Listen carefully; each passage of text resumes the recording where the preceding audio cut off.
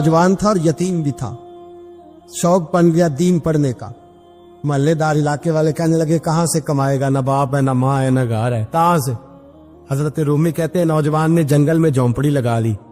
वहां वो सुबह मदरसे जाता, शाम को जंगल में रहता, वहां अल्लाह अल्लाह करता, सबक याद करता। एक दिन बादशाह की बेटी रास्ता भूल गई, जंगल में आई सहेलियों के साथ, बॉडीगार्ड भी साथ थे पर रास्ता भूल गई। खोती खोती शाम हो गई, ऐसी खोई कि जब रात गहरी हो गई तो आके उस नौजवान के पास रुकी और चिल्लाने लगी।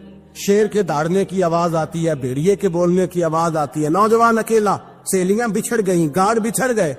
कहने लगी मैं परेशान हूँ, मुझे जगह मिल जाएगी। नौजवान कहता मैंने शहजादी देखी और मुझे भी पता था कि घर एक ही है और आग को अंदर से दरवाजा भी बंद करना पड़ता है, जंगल जानवर भी आ जाते। कहते मेरी छोटी सी कुटिया में, झोंपड़ी में वो आई, रो के कहने लगी सहारा कोई नहीं, अगर मैं पीछे निकलूंगी तो भेड़िए खा जाएगा। कहते मैंने उसे जगह दे दी। अकेली औरत, चिराग जल रहा है, सबक याद कर रहा हूँ। मेरे नबी पाक ने फरमाया जहां मर्द औरत अकेले हो तीसरा शैतान होता है। और शहजादी, वो बच्चा कहता है सबक याद करता रहा सारी रात। वो बच्ची को कहा सो जा, पर वो कहती है नींद मुझे भी कहाँ आई। ऐसे मौकों पर नींद, सारी रात सबक याद करता। थोड़ी थोड़ी देर के बाद चिराग जलता तो उस पर उंगली रखता, हाथ जलता तो पीछे खींचने, फिर दूसरी उंगली रखता, थोड़ी देर के बाद जलता तो खींचने, हाथ सारा जल गया। सुबह किरणें चमकी तो कहने लगा चल निकल जा, दौड़ जा, बस बड़ा सब्र का इम्तिहान हो गया, चली जा। शहजादी बाहर निकली, सिपाही ढूंढ रहे थे। बादशाह खुद जंगल में निकला हुआ था, मेरी बेटी मिल गई। बादशाह तन्हाई में जाके कहने लगा बेटा मैं दुनिया को बताऊंगा कि मेरी बेटी खोई नहीं थी, सिपाही साथ ही थे। ये बड़ा मुश्किल होता है, बेटी तो भूल के भी रात कहीं रह पड़े तो लोग जीने नहीं देते, तो बेटा मुश्किल हो जाएगा मेरे लिए। कहाँ थी? उसने कहा नेक नौजवान के पास। उसने कहा बेटा मैं तो तेरी बात मानूंगा पर दुनिया नहीं मानेगी। अगर उस नौजवान ने किसी को बता दिया कि तू उसके पास थी तो फिर लोग मेरा जीना मुहाल कर देंगे। बेटा मैं मर जाऊंगा, मेरी मजबूरी ये है कि वो कहीं राज ना उगल दे वो नौजवान, उसे कत्ल करना पड़ेगा। औरत ने मिन्नतें की, उस बेटी ने कहा मेरे मौसम को मारोगे, रोई। और वो कहने लगा मैं बादशाह, वो मेरा अपना वकार है, मैं उसको छोड़ नहीं सकता। गिरफ्तार कर लाए सिपाही। वक्त तय हो गया सजा का। अकेले कारकोशरी में रखा गया, जो उसके खास एतबार वाले थे उनकी ड्यूटी लगाई। बादशाह ने बुलाया, पहले बिलम आया। औरत कहने लगी, बेटी कहने लगी एक दफा तो बुलाओ ना, एक सवाल बस पर्दे में रह के पूछना है, और फिर जो आपका जी चाहे मेरे मौसम को मारना तो है, तो मर्जी आपकी। सामने खड़ा किया, नौजवान पर्दे के पीछे, औरत खड़ी हो गई। बादशाह बीच बैठ गया। बीबी कहने लगी सारी रात बेदार मैं भी रही, सोया तू भी नहीं। वो जो तू चिराग के करीब हाथ लगा के जलाता था वो समझ नहीं आई। नौजवान रो पड़ा, कहने लगा क्या करूं, मैंने रसूलुल्लाह का दीन पढ़ा है, क्या करूं, मैंने हुजूर का दीन पढ़ा है। मैंने पढ़ा है कि जानी को सबसे नीचे दोज़ख के सबसे निचले दर्जे में जलाया जाए, उसे जहन्नमियों का पीप और रेशा पिलाया जाए, कंद खिलाया जाए। ये रवायतें पड़ी हुई थी।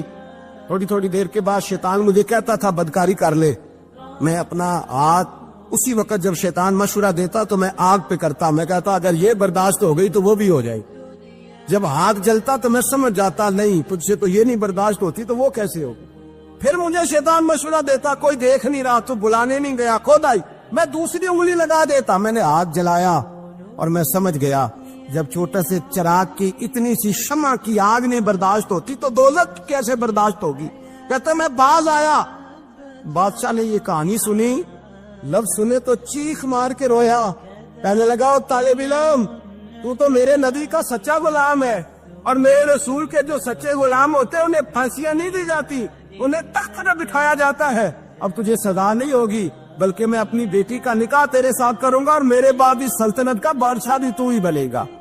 अब वो नौजवान वहां नारे लगा रहा है, कहता लोगों तुम मुझे कहते थे दीन से क्या मिलता है, दीन से तो अल्लाह तख्त व ताज भी अता फरमा देता है। अगर नौजवान शर्मो हया वाले बन के रहे अल्लाह सारी इज्जतें दे देगा। देखे ना अल्लाह के फजल से इज्जत मिलती है, और जब कोई इज्जतदारों जैसा काम ही ना करे। एक बात और अर्ज करनी है पर वक्त थोड़ा रह गया। जवानों, मैं ना जब कभी परेशान होता हूं ना तो मैं ये वाली बात खोल के पढ़ता हूँ। वाला ये बात ढारस बनाती है, ढारस توانائی دیتی ہے, پورا مضمون باندھا ہے. اعلیٰ حضرت کہتے ہیں بیروپیہ تھا, مداری, روپ بدل بدل کے دکھایا کرتا تھا, بادشاہوں سے انعام لیتا تھا. ایک دن اورنگزیب عالمگیر کے پاس آ گیا, کہنے لگا میں روپ بدلوں گا, اگر آپ پہچان نہ سکے تو میں انعام لوں گا. آپ نے فرمایا میں کوئی ایسے ویسا بادشاہ نہیں, کام مجھے دھوکہ دینا مشکل ہے. کہا نہیں میں روپ بدلوں گا. حضرت اورنگزیب عالمگیر بڑے نیک بادشاہ گزرے, بڑے پرہیزگار. وہ بیروپیہ کہنے لگا میں روپ بدلوں گا, آپ نہیں پہچان سکیں گے. فرمایا چل جتنا تیرے اندر زور ہے لگا لے. حضرت نے اعلان کیا کہ میں نے فوجی بھرتی کر دے, 2 ماہ کے بعد ٹیسٹ ہوگا. وہ 2 مہینے دوڑتا رہا, رنگ روپ بناتا رہا, آیا ٹیسٹ دینے, 2-3 سپاہیوں کا امتحان لیا. اس کی باری آئی تو 10 روپے دیے, کہنے لگے تیرے آنے جانے کا کرایہ میں نے تجھے پہچان لیا ہے. کچھ دنوں کے بعد جانے لگے سفر پر, تو بھکاری آ گئے خیرات مانگنے. اس نے بھی سارے منہ پر سیاہی مال لی, کپڑے پھاڑ لیے, سر کے بال مڈا لیے, پگے تک کٹا لی, بدرنگ ہو کے آیا. کاسا آگے کیا تو حضرت نے 10 روپے ڈالے, کہنے لگے تیرے آنے جانے کا کرایہ میں نے پہچان لیا ہے. کچھ دن گزرے تو ٹیچر کی ضرورت تھی. اس نے منہ سے بڑی کر لی, داڑھی نکلی لگا لی, سر پہ جنا کیپ پہن لی, ایک شیروانی لے لی اور ہاتھ میں چھڑی پکڑ کے آیا. کہنے لگا میں استاد ہوں, 2-4 بندوں کا امتحان لیا, اس کی باری آئی تو 5 روپے دیے, 10 روپے دیے, کا تیرا کرایہ میں نے پہچان لیا. 2 سال گزر گئے. وہ جب بھی آتا حضرت پہچان لیتے. ایک دن سفر پہ جا رہے تھے, بہت بڑا لشکر تھا, جہاد کرنے جا رہے تھے اورنگزیب عالمگیر. تو دیکھا ایک پہاڑی ہے, پہاڑی پہ لوگ جا بھی رہے ہیں آ بھی رہے. اورنگزیب عالمگیر پوچھنے لگے یہاں کیا ہے؟ کہنے لگے بابا جی بیٹھے ہیں دعا کرتے ہیں, اللہ کے نیک بندے ہیں. اورنگزیب کہنے لگے یار پرانے لوگ سارے ہی اللہ والوں کو مانتے, یہ بھی مصیبت آئی ہے جتنی نہیں آئی ہے, سارے لوگ ہی مانتے. کہنے لگے ذرا میں دعا نہ کرا لوں, بچے کام جا رہا ہوں. اورنگزیب بادشاہ تھے, بادشاہ لوگ نازک مزاج ہوتے ہیں. گھوڑے سے اترے, بڑی مشکل سے پہاڑی پہ چڑھے, اوپر گئے تو لائن لگی ہے. بابا جی غار میں بیٹھے, کہنے لگے میں نے ملنا, میں اورنگزیب ہوں. انہوں نے کہا ہمارا بابا اس طرح کا پیر نہیں کہ امیر آئے تو رنگ اور ہو, غریب آئے تو اور ہو. یہاں اگر ملنا ہے تو لائن میں لگ جاؤ, سب ایک جیسے. اب لائن میں کھڑے ہو گئے, 50 آدمی آگے تھے. کہتے ہیں 51واں نمبر تھا. تھک گیا دھوپ میں کھڑا کھڑا. جب میں پہنچا غار کے دہانے تو میں نے بابا جی کے چہرے پہ نظر ڈالی تو بڑا نورانی چہرہ, بڑی خوبصورت لب و لہجہ. میں نے کہا میرے جیسا آدمی بھی پگڑی باندھ لے تو اچھا لگنے لگ جاتا ہے, بڑا خوبصورت انداز. کہتے ہیں میں ان کے پاس اتحیات کی حالت میں بیٹھ گیا. میں نے کہا حضور میں جا رہا ہوں جہاد کرنے, دعا کرنا. بزرگوں نے ہاتھ اٹھائے, اللہ اس کی مدد فرما, دین کو غلبہ عطا فرما, اسے دین کا سچا پکا سپاہی بنا. پھر تھپکی دی, 2-4 نصیحتیں نکال ڈالی. دیکھنا ظلم نہ کرنا, زیادتی نہ کرنا, جب تم جیت کر نہ کرنا, غرور نہ کرنا. نصیحتیں بھی کر دی. کہتے اب جب میں اٹھا تو 2-4 دینار بطور نذرانہ مسلح کے نیچے رکھے, اور الٹے قدم جب میں غار سے اترا انہوں نے رومال جاڑا اور اٹھ کے کھڑے ہو گئے. کہنے لگے آج نہیں تو نے پہچانا, آج نہیں تو نے پہچانا, میرا ہی نام بنتا ہے, آج نہیں پہچانا, لا پیسے. اورنگزیب کہنے لگا یار تو نے حد کر دی, کہاں چڑھا کہاں کھڑا رہا, دھوپ میں تھک گیا, کمال کر دی بھائی تو نے. پتا تو کیا لے گا, جلدی بتا, وہ کتنے لوگ پیچھے دھوپ میں کھڑے ہیں, لشکر سارا کھڑا ہے, کیا لے گا؟ اس نے کہا سب سے قیمتی ہیرے وہ ہے جو تیرے سر کے تاج میں لگے ہوئے, مجھے تیرا تاج چاہیے.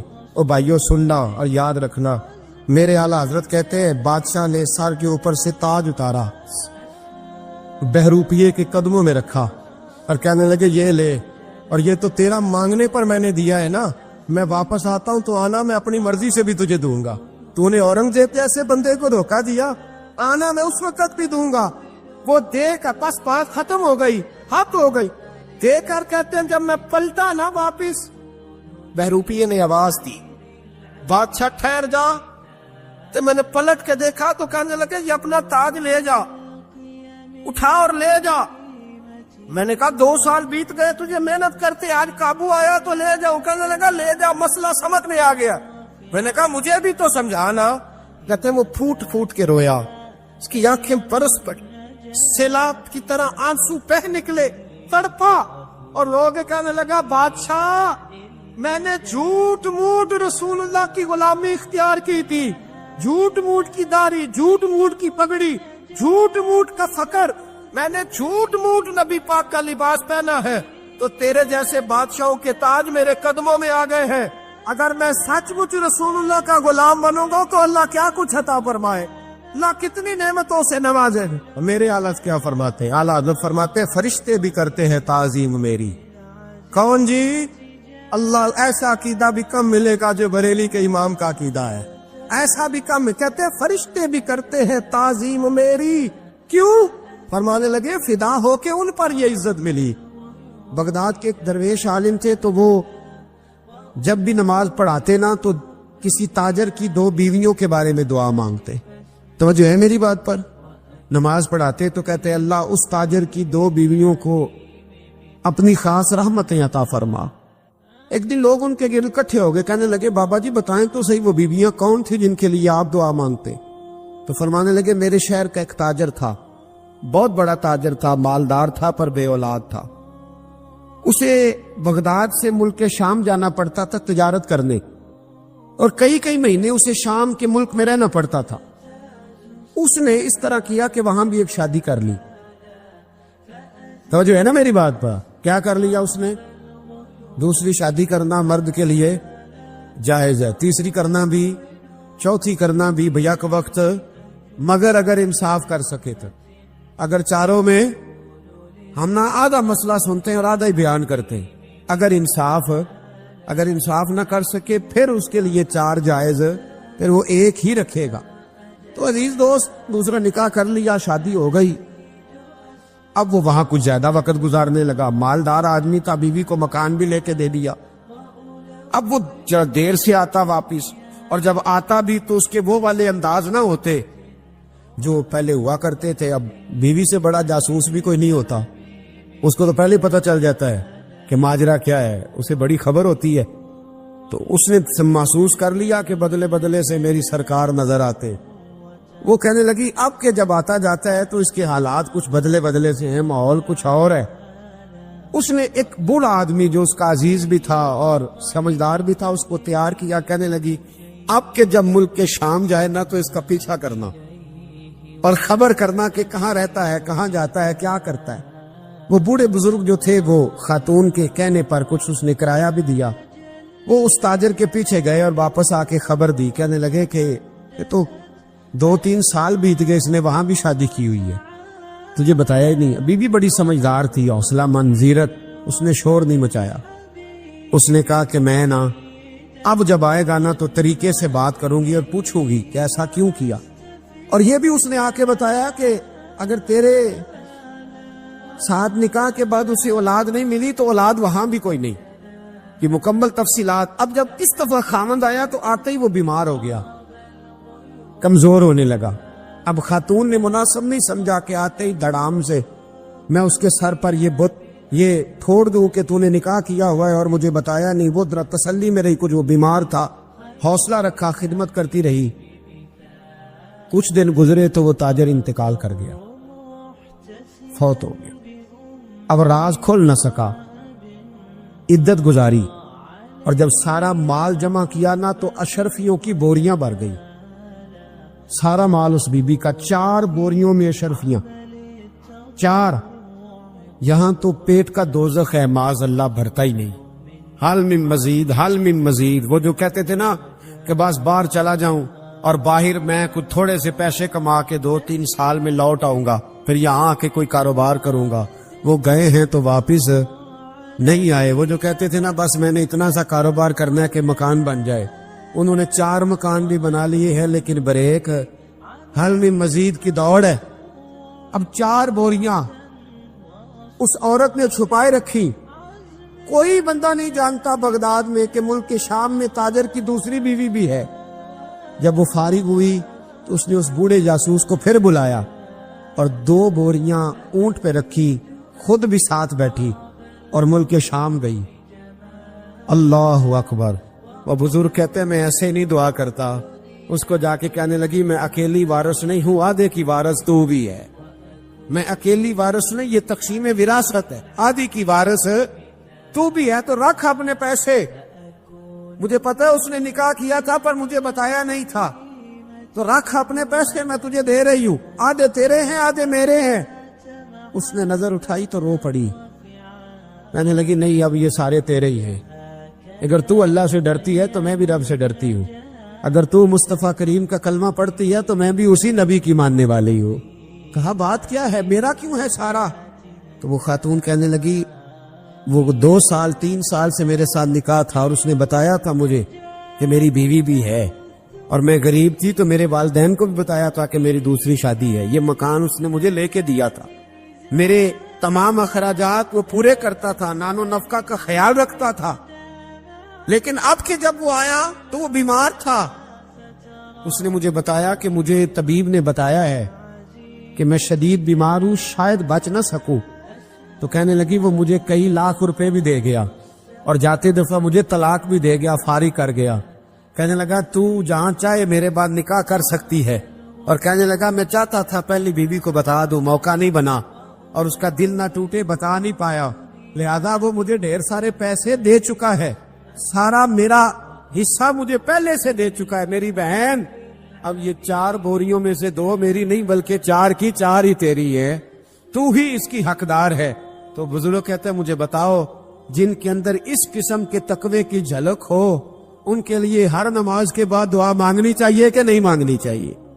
حضرت عمر کے زمانے میں ایک نوجوان تھا، نیک تھا، مسجد جایا کرتا تھا رات کو۔ تو مسجد جا رہا تھا تو رستے میں ایک عورت نے دعوت گناہ دی، ابن عساکر نے اس کو لکھا ہے۔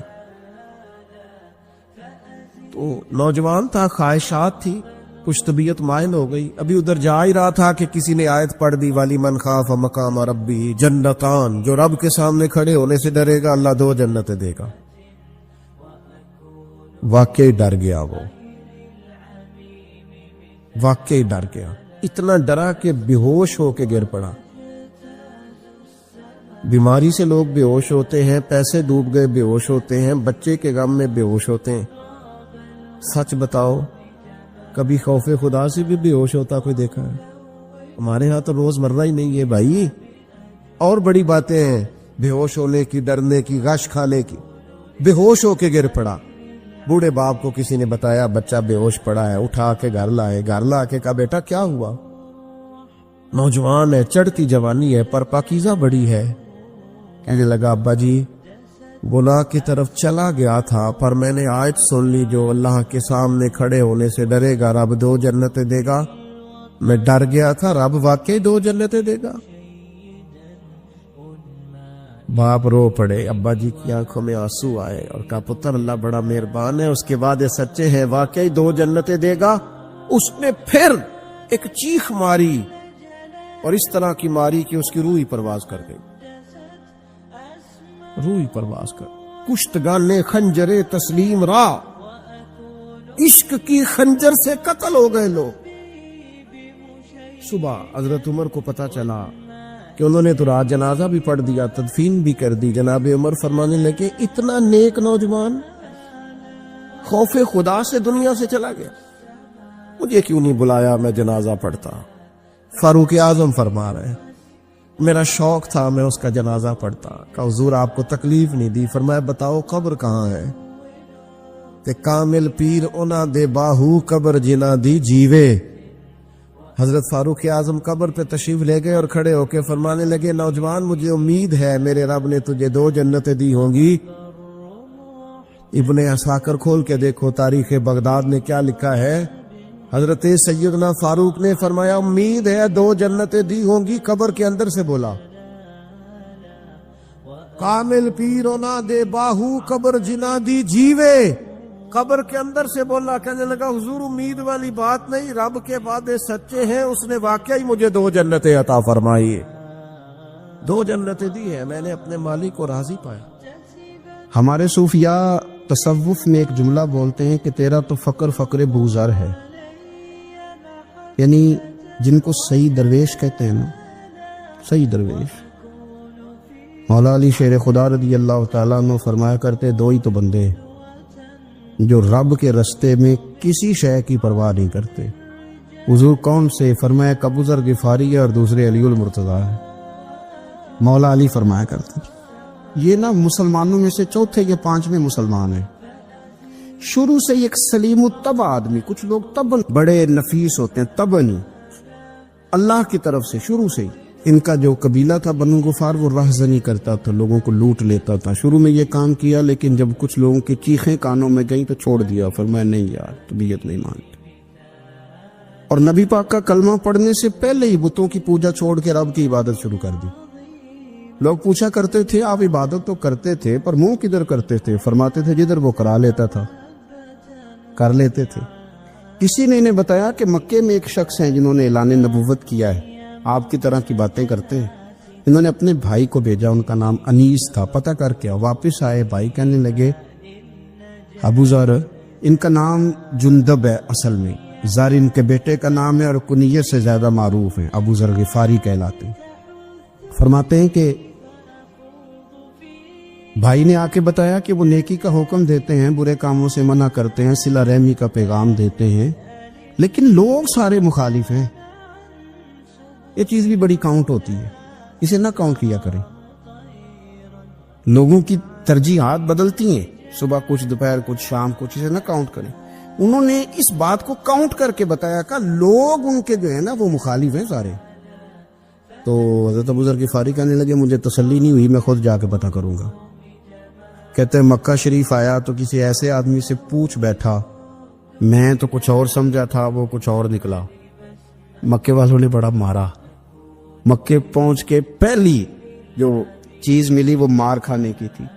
اب میں ڈرتے کسی سے پوچھتا ہی نہ، بھوک بھی بڑی تھی، رہنے کو جگہ نہیں تھی، حرم شریف میں لیٹا رہتا تھا. میرے نصیب دیکھو، مجھے ایک شخص نے آ کے ہلایا، کہنے لگے اگر مناسب سمجھیں تو میں آپ کو دیکھ رہا ہوں کافی دیر سے، آپ کوئی پردیسی ہیں، آپ کا اپنا مہمان نہ بنا لوں.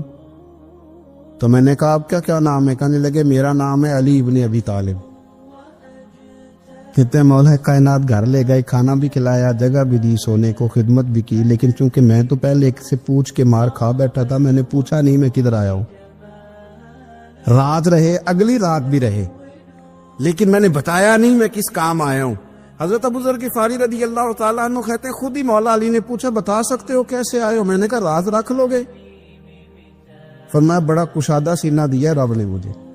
تو بات تو کر، کہنے لگے یار میں تو محمد مصطفیٰ کی زیارت کرنے آئے صلی اللہ تعالی علیہ وسلم. یہ بے نیاز لوگوں میں سے ہیں حضرت سیدنا ابو ذر غفاری. میں حضور کی زیارت کے لیے ہوں. حضرت علی کہنے لگے سویرے لے چلوں گا. انسان بزدل نہیں ہوتا، ہر انسان بزدل نہیں ہوتا، اور بلا وجہ ٹکراؤ کی پالیسی بنا لینا یہ بھی سیانے لوگوں کا کام نہیں. حکمت کے تقاضوں کے مطابق چلنا یہ بھی دلیر لوگوں کا ہی کام ہوتا ہے. حضرت مولا علی کہنے لگے صبح لے کے چلوں گا پر حالات ٹھیک نہیں. شرارتی لوگ ہر جگہ ہوتے ہیں، اگر کوئی شرارتیوں کا ٹولہ ملا نا جو کھڑا ہوگا جاسوسی کرنے کے لیے کہ حضور کی طرف کون کون جا رہا ہے، تو میں نیچے جھکوں گا جوتے کا تسمہ ٹھیک کرنے کے لیے. لیکن آپ نے نہیں کھڑے ہونا، آپ نے چلتے رہنا ہے تاکہ کسی کو شک نہ ہو. کہتے اس ترتیب سے حضرت علی مجھے لے کے گئے. میں حضور کی بارگاہ میں پہنچا. مولا علی کہتے ہیں بڑے بڑے لوگ سوال کرتے تھے پر یہ شروع سے سلیم الطبع تھے. مجھے کہہ لینے دینا، جنہوں نے ماننا ہوتا ہے وہ لمبے سوال کرتے ہی نہیں. مان جو لیا تو لمبے سوالوں کی ضرورت ہی کوئی نہیں. کہتے ہیں لوگ بڑے بڑے سوال کرتے تھے پر ابو ذر نے 2-3 باتیں پوچھی اور آگے جا کے کہنے لگے حضور ہاتھ بڑھائیں مجھے کلمہ پڑھائیں. نبی پاک صلی اللہ علیہ وسلم نے کلمہ پڑھایا. فرمایا باہر جا کے نا ابھی ذکر کرنا کہ تم مسلمان ہو گیا، یہ ماریں گے. عرض کی حضور انہیں مارنے دے، میں آیا بھی مار کھانے ہے، انہیں مارنے دے نا. پڑا فلک کو کبھی دل جلوں سے کام نہیں. دار دل بھی نے کہا تھا پڑا فلک کو کبھی دل جلوں سے کام نہیں، اور جلا کے راکھ نہ کر دوں تو داغ نام نہیں. ماری تو کھانے آئے ہیں، مارنے دے، کرنے دے، زور جتنا لگانا ہے لگانے دے.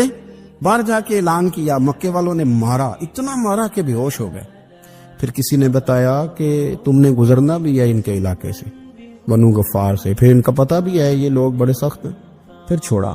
تپن بڑے جلالی تھے، زاہد مزاج تھے.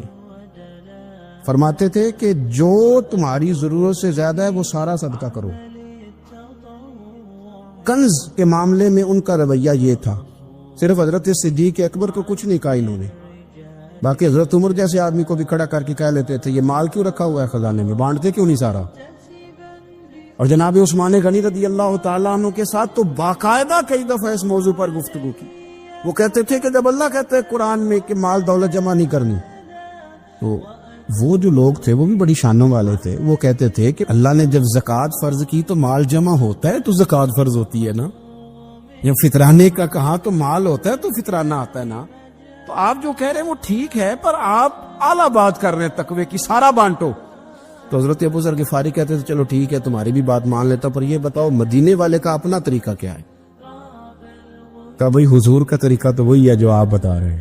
تو فرمانے لگے پھر اس رستے نہ چلے جو رستہ مدینے والے رسول کا ہے.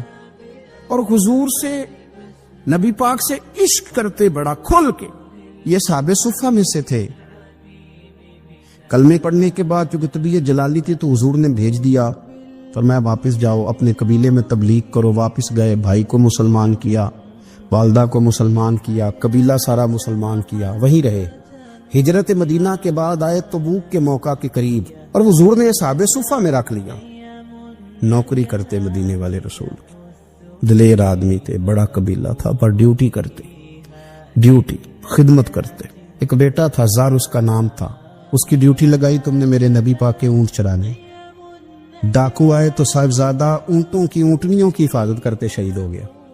اور یہ انوکھا بندہ ہے جس نے شرط لگائی تھی کہ میں نے کالی سیاہ رنگ کی عورت سے شادی کرنی. انوکھا بندہ ہے. ایک بیٹی تھی، ایک بیٹا، بیٹا شہید ہو گیا. بیوی سے کہا تم نے نبی پاک کے گھر میں خدمت کرنی ہے، حضور کے گھر والوں، اور میں نبی پاک کی نوکری کروں گا.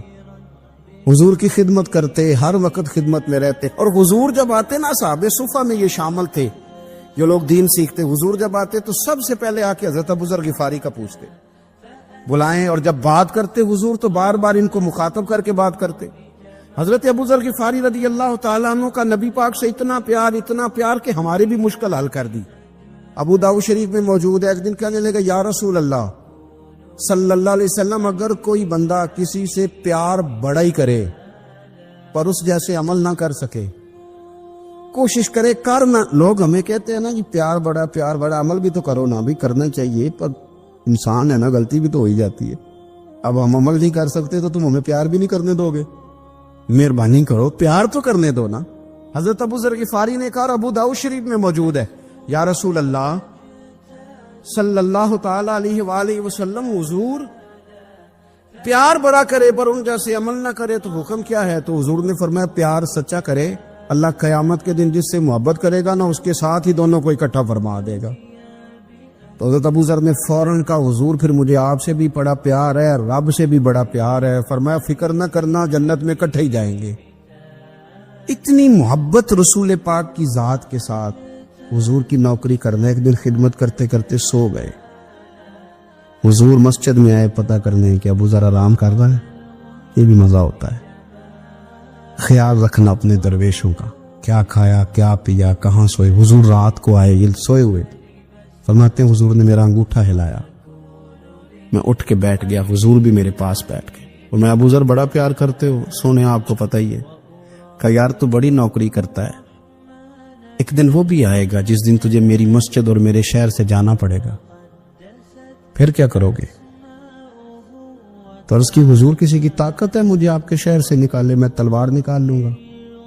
نبی پاک نے فرمایا تلوار نہ نکالنا، جہاں تمہیں بھیجا جائے چپ کر کے چلے جانا. حضور کب تک؟ فرمایا جب تک اللہ تیری اور میری ملاقات نہیں کرا دیتا، یعنی وصال تک. یہ واحد شخص ہے کہ حضور کے وصال ظاہری کا وقت آ گیا تو فرمایا کوئی میرے ابو ذر کو بلاؤ. جب یہ آئے تو حضور لیٹے ہوئے تھے، یہ جھکے نبی پاک کی طرف، حضور میں حاضر ہو تو حضور نے پکڑ کے سینے کے ساتھ لگا لی. میرے رسول پاک صلی اللہ علیہ وسلم کی خدمت میں ایک دفعہ عرض کرنے لگے حضور مجھے صوبے کا گورنر بنا دے. تو نبی پاک نے فرمایا ابو ذر میں عہدے پسند نہیں کرتا، تو تمہیں بھی میں کہتا ہوں عہدہ نہ لینا، تمہیں بھی کہتا ہوں عہدہ نہ لینا. فرمایا ابو ذر میں جو چیز اپنے لیے پسند کروں گا تمہیں بھی اسی کا مشورہ دوں گا. تم بندے اچھے ہو پر یہ کام تمہارے بس کا نہیں ہے. بڑے زاہد آدمی. میرے رسول کریم صلی اللہ تعالی علیہ وآلہ وسلم ان کے بارے میں فرمایا جس طرح نبیوں میں حضرت عیسیٰ علیہ السلام ہوئے.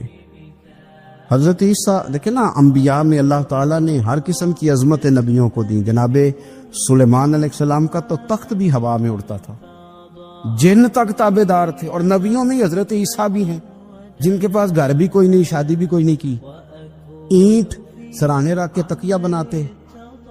ایک ان کے پاس کنگھی تھی اور ایک پیالہ تھا. دیکھیں جو بندہ نیک ہو نا وہ بھی نیک ہیں, اللہ کے نبی ہیں. آپ اپنا تقوی مسلط نہیں کریں گے, جو وہ کر رہے ہیں وہ بھی مخلص ہو کے کر رہے ہیں. حکومتیں جو چلانی ہیں تو وہ کس نے چلانی ہے؟ اگر نیک بندے نہیں آئیں گے تو غلط لوگ آئیں گے, قوموں پہ ظلم کریں, وہ بھی اپنی جگہ ٹھیک ہے. لیکن یہ جو کر رہے ہیں یہ بات بھی اپنی جگہ بالکل ٹھیک ہے. ہم پتہ کیا کرتے ہیں, ہم چیزوں کو مسلط کرتے ہیں, ایک دوسرے پر مسلط نہیں کرے چیزوں کو. آپ جو کر سکتے ہیں, جو راستہ آپ کو صحیح لگتا ہے اختیار کر لیں, یہی